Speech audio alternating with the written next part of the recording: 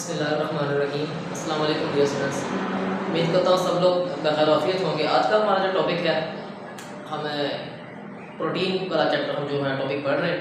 इससे previous topic में हमने जो है वो प्रोटीन के बारे में पढ़ा। उसके बाद हमने जो है वो प्रोटीन के स्ट्रक्चर के बारे में बात की कि प्रोटीन के जो है वो अमीनो एसिड्स के साथ मिलकर बना होता है, उसका बहुत ही कॉम्प्लेक्स स्ट्रक्चर होता है। हमने उसमें देखा कि प्रोटीन लीनियर फॉर्म में होता है, फिर अगर उसकी कॉइलिंग करें तो हम उसे सेकेंडरी स्ट्रक्चर कहते हैं।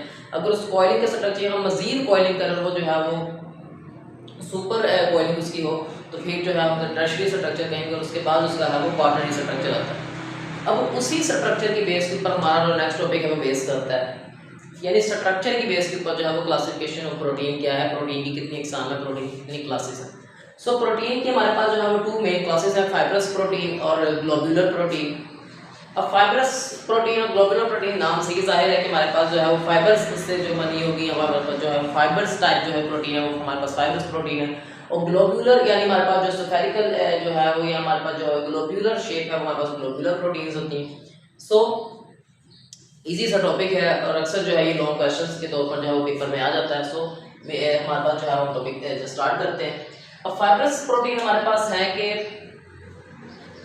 फाइब्रस प्रोटीन हमारे पास है वो वन और मोर जो है वो पॉलीपेप्टाइड के ऊपर जो है वो बेस करती हैं।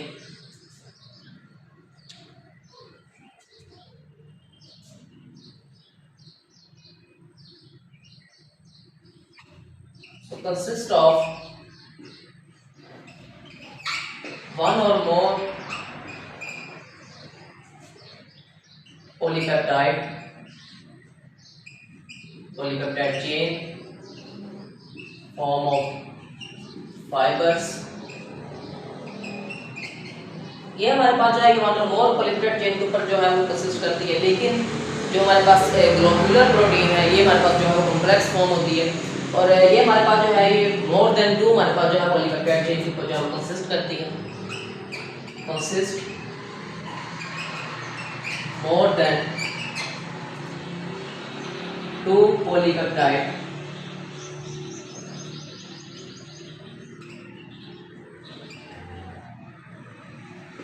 polypeptide chain in globular form। यानी फाइबर्स प्रोटीन हमारे पास जो है ये वन और मोर पॉलीपेप्टाइड चेन जो है कॉइल हुई होती है, और हमारे पास ये फाइबर्स की फॉर्म में जो होती हैं। और फाइबर ग्लोबुलर प्रोटीन जो है वो consist more than two polypeptide chain, यानी मल्टीपल जो है वो polypeptide chain in globular form. So इनके पास जो है ये इनका मेन जो है मेन डिफरेंस था। एंड इसके बाद अगर हम नेक्स्ट मूव करें तो प्रीवियस टॉपिक में हमने दो स्ट्रक्चर पढ़े थे, एक सेकेंडरी स्ट्रक्चर और एक टर्शियरी स्ट्रक्चर। लीनियर फॉर्म अगर स्ट्रेट फॉर्म स्ट्रेट चेन हमारे पास अगर हम उसकी कॉइलिंग करें सो वो हमारे पास जो है वो सेकेंडरी स्ट्रक्चर है प्रोटीन का। लेकिन अगर हम सेकेंडरी स्ट्रक्चर यानी कॉइलिंग हमारे पास जो है वो कॉइल्ड प्रोटीन है, और उसकी अगर हम मजीद कॉइलिंग करें और हमारे पास सुपर कॉइलिंग टाइप अगर वो बन जाए तो वो जो है हमारे पास जो है वो टर्शियरी स्ट्रक्चर है। अब फाइब्रस प्रोटीन हमारे पास इनमें जो है ये मोस्ट इंपॉर्टेंट स्ट्रक्चर जो होता है वो सेकेंडरी स्ट्रक्चर जो है कि सेकेंडरी स्ट्रक्चर इज इंपॉर्टेंट, यानी इनका जो सेकेंडरी स्ट्रक्चर उसे खासी अहमियत की जो है वो जो अहमियत हासिल है। इनका जो सेकेंडरी स्ट्रक्चर है वो मोस्ट इंपॉर्टेंट होता है, और यहाँ पर जो ग्लोबुलर स्ट्रक्चर प्रोटीन है हमारे पास इनमें जो है वो टर्शियरी स्ट्रक्चर जो है वो मोस्ट इंपॉर्टेंट होता है।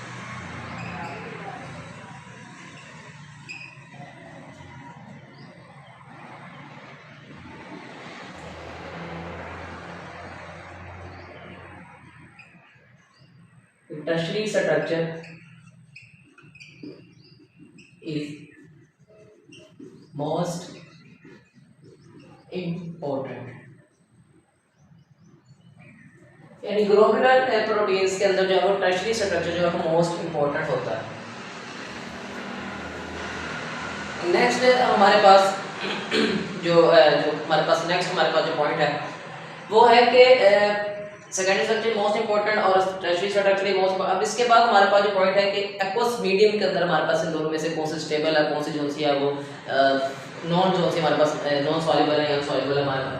अब फाइब्रस प्रोटीन हमारे पास होती है कि हमारे पास नॉन सॉल्युबल या अनसॉल्युबल हमारे पास इन एक्वस मीडियम। सो ये हमारे पास हम यहाँ पर लिखेंगे कि इन soluble in aqueous medium, यानी aqueous medium हम वाटर कर ले कि insoluble in water, ये हमारे पास जो है ये stable in aqueous medium, stable in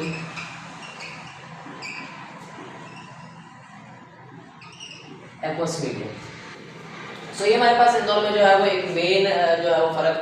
अब इसके बाद अगर हम बात करें सो फाइब्रस प्रोटीन हमारे पास जो होती हैं कि they can not be crystallised, यानी ये हमारे पास जो है वो क्रिस्टलाइज्ड नहीं हो सकती, जो हमारे पास ये क्रिस्टलाइन फॉर्म में जो है प्रेजेंट नहीं हो सकते, जो हमें क्रिस्टल की फॉर्म में जो है वो कन्वर्ट नहीं कर सकते। सो ये में ये जो है वो एक मेन की प्रॉपर्टी है, कैन नॉट बी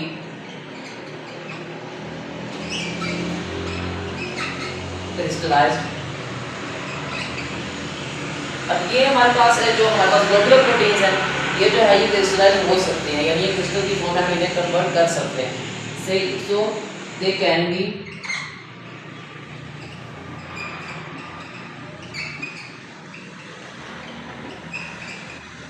सो ये हमारे पास जो है ये क्रिस्टलाइज हो सकती है।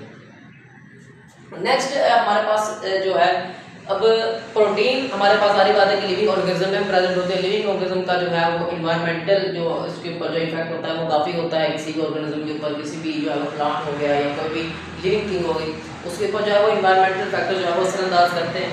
अब उन्हीं की बेस पर जो है इसकी नेक्स्ट प्रॉपर्टी जो है हमारे ऊपर बेस करती है। अब फाइबर्स जो प्रोटीन होती हैं इनके ऊपर इन्वायरमेंटल फैक्टर जो है वो असरअंदाज नहीं होता, यानी इसका इन्वायरमेंट के ऊपर इनके ऊपर इन्वायरमेंट का कोई इफेक्ट नहीं होता। सो इन्वायरमेंट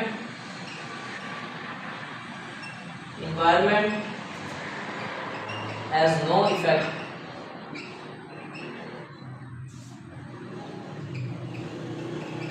ऑन देम, लेकिन ग्लोबुलर प्रोटीन्स क्योंकि इनका ग्लोबुलर स्ट्रक्चर होता है, इनके ऊपर जो है वो इन्वायरमेंट का असर होता है, इन्वायरमेंट जो फैक्टर्स हैं उनका असर होता है। इन्वायरमेंट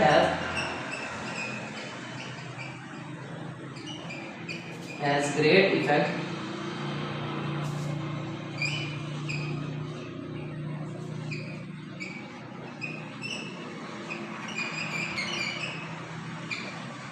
इन्वायरमेंट के ऊपर जो है इनके ऊपर जो इन्वायरमेंट का वो असर होता है। अब प्रॉपर्टीज की हमने बात कर ली, प्रॉपर्टीज हमारे पास क्या क्या थी। अब अगर हम एक एक दो एग्जांपल अगर लिख लें तो हमारे पास जो है वो हमें समझने में जो है वो आसानी होगी। अगर हम जो है वो फाइबर प्रोटीन की बात करें तो इसमें हमारे पास जो है वो यहाँ पर हम सिल्क की एग्जांपल कोट कर सकते हैं। हमारे पास जो है वो जो एक कपड़े की किस्म, ये हमारे पास रेशम हम कह लें। और सेकंड अगर हम इसमें एग्जांपल कोट कर ले तो हम नेल भी कर सकते हैं, नाखून, और हमारे पास जो है वो हेयर की एग्जांपल हम बाल की लिख लें। सो हेयर और नेक्स्ट हमारे पास नेल। इसी तरह अगर हम ग्लोबुलर प्रोटीन की एग्जांपल लिखें, ग्लोबुलर प्रोटीन हमारे पास जो है इनका ग्लोबुलर स्ट्रक्चर होता है, ये पूरा कॉम्प्लेक्स और सेंसिटिव होती है एनवायरनमेंट। तो जैसे कि हम जानते हैं कि एंजाइम, एंटीबायोटिक्स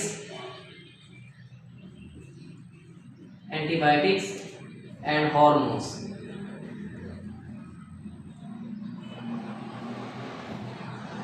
ये हमारे पास जो है वो कुछ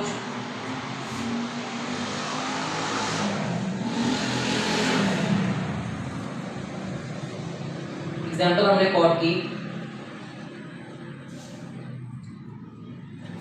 यानी एंजाइम, एंटीबायोटिक्स, हार्मोन्स हमारे पास जो है वो ग्लोबुलर स्ट्रक्चर उनका होता है, और सिल्क, हेयर और नेल ये हमारे पास जो है वो फाइब्रस प्रोटीन की जो एग्जाम्पल है। अब यहाँ पर जो हमने टॉपिक पढ़ा उसे दोबारा रिव्यू कर लेते हैं। सबसे पहले आज हमने बात की क्लासिफिकेशन ऑफ प्रोटीन की। इससे प्रीवियस टॉपिक हमारा था स्ट्रक्चर ऑफ प्रोटीन का, जिसमें हमने प्राइमरी, सेकेंडरी, टर्शियरी, क्वार्टरी, ये हमने जो है डिफरेंट स्ट्रक्चर ऑफ प्रोटीन्स की बात की। इन्हीं की बेस के ऊपर क्लासिफिकेशन ऑफ प्रोटीन की गई, और क्लासिफिकेशन ऑफ प्रोटीन में हम जो है वो 2 मेन क्लासेस ऑफ प्रोटीन पढ़ते हैं, जिसमें हमारे पास फर्स्ट वन है fibrous protein, second one is globular proteins. अब इनकी बेसिक हमारे पास इनकी बेसिक हमें की गई है पॉलीपेप्टाइड चेन्स के ऊपर, इनके जो है वो शेप के ऊपर, इनकी सॉल्युबिलिटी की बेस के ऊपर, फिर इनके जो है वो एनवायरमेंटल फैक्टर्स जो है इसकी बेस के ऊपर, उनमें जो है प्रोटीन कौन सा स्ट्रक्चर इंपॉर्टेंट है उसकी बेस के ऊपर जो है क्लासिफिकेशन की गई। अब सबसे फर्स्ट में जो हमने इसकी प्रॉपर्टी पढ़ी, सबसे फर्स्ट के ऊपर हमने इसकी क्लासिफिकेशन पढ़ी वो है हमारे पास फाइब्रस प्रोटीन क्लासिफिकेशन हमने पढ़ी। प्रॉपर्टी के कंसिस्ट ऑफ वन और more polypeptide chain form of fibres, यानी ये हमारे पास जो है ये सिंगल पॉलीपेप्टाइड चेन या 1 या 2 के ऊपर जो है वो पॉलीपेप्टाइड चेन के ऊपर कंसिस्ट करती है और ये in the form of fibres होती है। यानी फाइबर्स हमारे पास कुछ इस तरह से हम कह सकते हैं, ये हमारे पास कुछ इस तरह से जो है वो फाइबर्स बने होते हैं। सो ये इस फॉर्म में हमारे पास जो है वो कंसिस्ट करती है। लेकिन ग्लोब्यूलर प्रोटीन हमारे पास जो है वो more than 2 polypeptide chains present in the form of globular जो है वो ग्लोब्यूल्स या ग्लोब्यूलर फॉर्म के अंदर जो है वो एग्जिस्ट करती है। नेक्स्ट है हमने जो बात की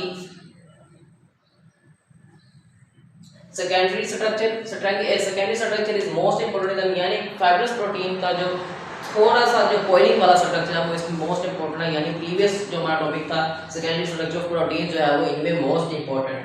लेकिन जो हमारे पास जो ग्लोब्यूलर प्रोटीन्स है इनमें जो टर्शरी स्ट्रक्चर है हमारे पास प्रोटीन्स का वो मोस्ट इंपोर्टेंट है। सो इसमें जो है वो टर्शरी स्ट्रक्चर जो है वो मोस्ट इंपोर्टेंट होता है। और इसके बाद हमारे पास जो है वो सोलिबिलिटी के बेस के ऊपर जो फाइब्रस प्रोटीन है हमारे पास इनसॉल्युबल पार्ट है। यानी अगर हम बाल को, नाखून को या ये सिल्क हमारे पास जो कपड़े इसको अगर हम डालें पानी में, उसको अगर हम हिलाएं या हम इसे हल करने की कोशिश करें तो हमारे पास हल नहीं होगा। सो फाइब्रस प्रोटीन हमारे पास होती है वो इनसॉल्युबल पार्ट होती है। लेकिन हमारे पास जो है वो ग्लोब्यूलर प्रोटीन हमारे पास स्टेबल इन एक्वस मीडियम होती है, ये पानी के अंदर जो है वो हल हो सकती है। इसके बाद हमने बात की एक्वस मीडियम के अंदर ब्लड को स्टेबल रख सकते हैं, का जो स्ट्रक्चर है वो पानी के अंदर जो है वो सलामत रह सकता है। इसके बाद हमने जो बात की वो है हमारे पास के फाइब्रस प्रोटीन जो हमारे पास है इनको हम क्रिस्टलाइज नहीं कर सकते। अब अगर हम बाल और नाखून को जो है वो या सिल्क कपड़े को अगर हम क्रिस्टलाइन करने की फॉर्म करें या पाउडर फॉर्म में जो है वो कन्वर्ट करने की कोशिश करें, या अगर हम उनको जो है वो क्रिस्टल्स बनाने की अगर हम उनकी कोशिश करें चीनी की तरह या नमक की तरह, तो हम उनको जो है वो क्रिस्टल्स नहीं बना सकते। लेकिन अगर हम एंटीबायोटिक्स और हार्मोन्स या एंजाइम वगैरह को जो है अगर हम क्रिस्टलाइन करने की कोशिश करें या उनको क्रिस्टल के अंदर फॉर्म चेंज करने की कोशिश करें तो हम जो है उनको डेफिनेटली कर सकते हैं। सो ये हमारे पास जो इसकी फोर्थ प्रॉपर्टी थी। नेक्स्ट हमारे पास जो फिफ्थ प्रॉपर्टी है वो हमारे पास है कि एनवायरनमेंट का इन पर क्या असर होता है। सो फाइब्रस प्रोटीन्स का जो है वो उनके ऊपर जो है वो एनवायरनमेंट का बिल्कुल भी असर नहीं होता। यानी हमारे पास जो है वो बहुत ही ज़्यादा या हमारे पास इनका जो है वो इनका असर नहीं होता, मतलब बिल्कुल नेग्लिजिबल के ना होने के बराबर जो है वो इन्वायरमेंट का इनके ऊपर जो है इन्फ्लुएंस होता है।